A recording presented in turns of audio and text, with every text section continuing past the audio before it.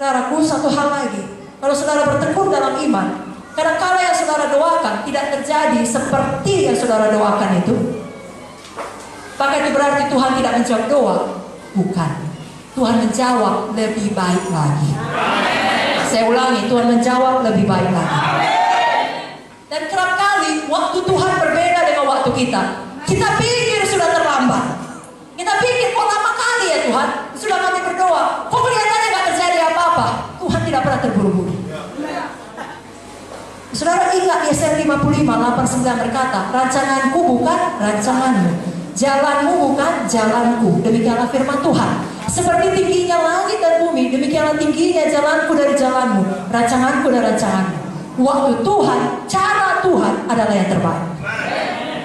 Saudara ingat kisah Lazarus kemarin. Maria dan Marta berdoa untuk kesembuhan. Maria dan Marta berpikir Tuhan sudah terlambat. Tapi apa yang dilakukan Tuhan? Mereka berdoa untuk kesembuhan. Tuhan beri lebih dahsyat. Tuhan beri kebangkitan.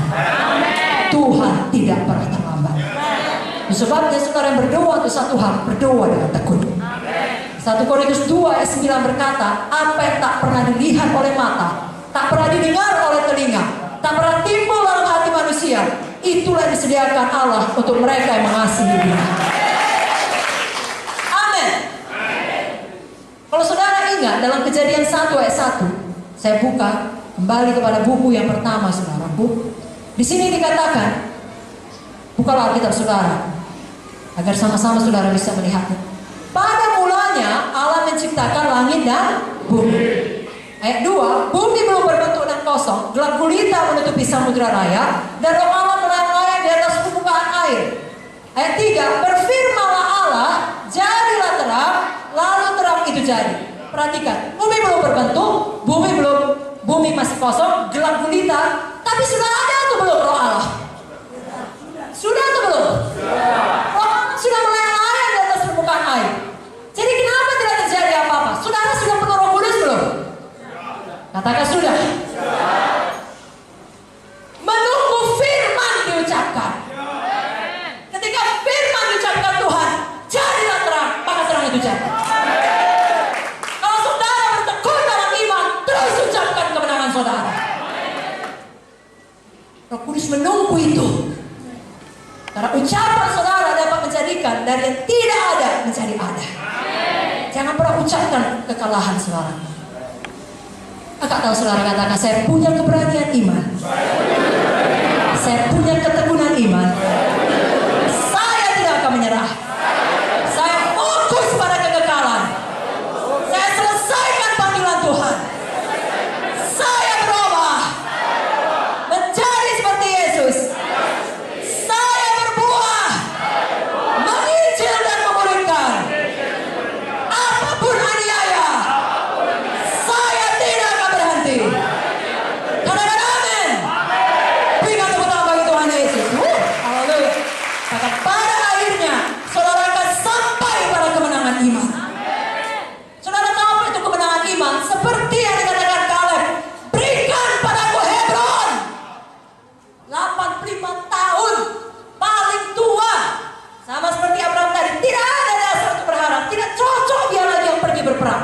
Bahkan dia berperang bukan melawan sembarang raksasa, melawan Kiryat Arba, orang enak yang paling besar. Dia bukan berkata, dulu aku udah pernah capek bangun sidang, sekarang masa kau suruh bangun sidang lagi, Tuhan aku udah tua, suruh yang lebih muda itu. Kalian tidak berkata demikian. Dulu aku kuat, sekarang ini kekuatanku sama dengan 45 tahun dahulu. Seperti itulah aku masih bisa berperang, keluar masuk. Itu kemenangan iman. Itulah teladan di depan mata kita oleh Ibu Munti. Sudah jatuh, sudah dioperasi, sudah melalui banyak kesakitan, banyak penyakit, banyak badai kehidupan, tetap berkata, berikan kepadaku Hebron. Berikan kepadaku. Saudaraku, itu roh yang berkata berikan kepadaku Hebron adalah roh Kaleb, roh kemenangan iman. Itu DNA saudara. Itu sebabnya gereja ini namanya Gereja Kemenangan Iman Indonesia. Jangan lari dari DNA saudara. Kemenangan iman selalu siap berperang bagi Tuhan. Dalam usia berapapun, dalam keadaan sesulit apapun, detak jantung saudara seperti detak jantung Tuhan yang berdegup mengatakan satu jiwa lagi. Satu jiwa lagi. Satu jiwa lagi. Yang tidak gemar seorang pun binasa. Saudara tahu tujuan saudara bukan sekedar uang, bukan sekedar diberkati.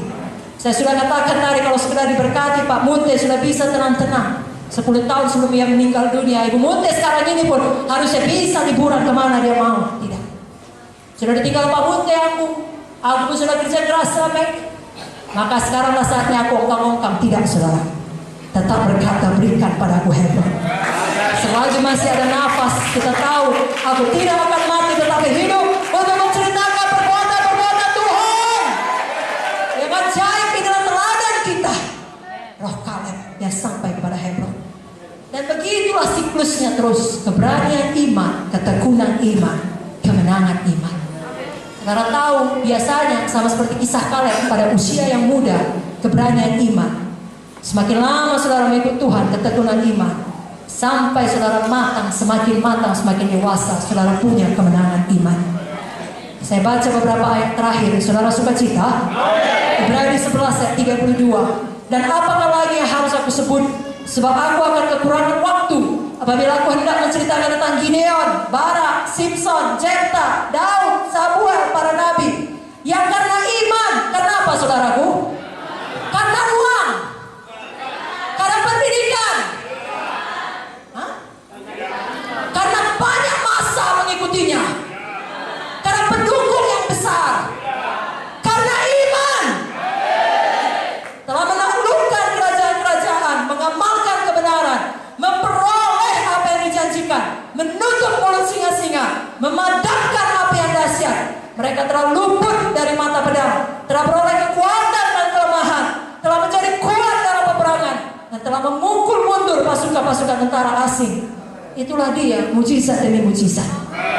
Roma 1 ayat 17 jelas berkata, di dalamnya nyata kebenaran Allah yang bertolak dari iman dan memimpin kepada iman. Sebab ada tertulis orang benar akan hidup oleh iman. Semua yang lahir dari Allah mengalahkan dunia. Inilah kemenangan yang mengalahkan dunia, iman kita.